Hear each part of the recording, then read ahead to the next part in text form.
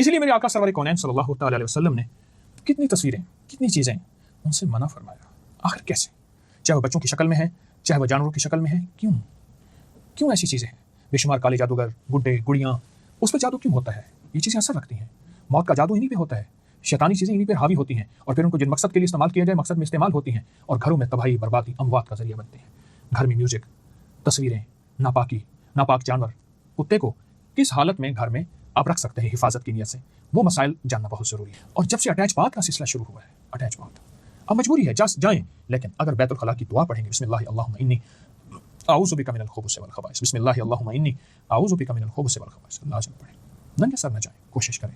اور دن میں 7 بار بلند آواز میں اذان دیا کریں، ہلکی آواز میں، یعنی بلند سے ہلکی آواز میں اذان دیں.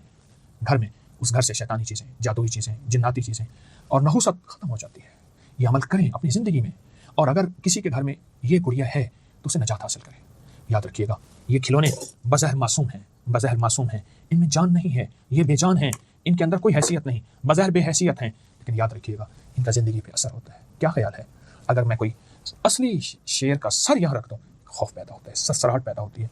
حقیقی شیر ہو پر مرا ہوا ہو، یا آپ نے اسے انجیکشن دے کے بے ہوش کیا ہوا ہو، لیکن حقیقت کہہ رہا ہوں اس کے اندر بھی اثر ہوتا ہے، اس کا زندگی پہ اثر ہوتا ہے. ایسی ان کا زندگی پہ اثر ہے. اپنی نسلوں کو اس سے بچائیں. اور یہ حقیقت کہہ رہا ہوں اگر نہیں بچائیں گے تو ہم نہیں بچ سکتے. کس سے؟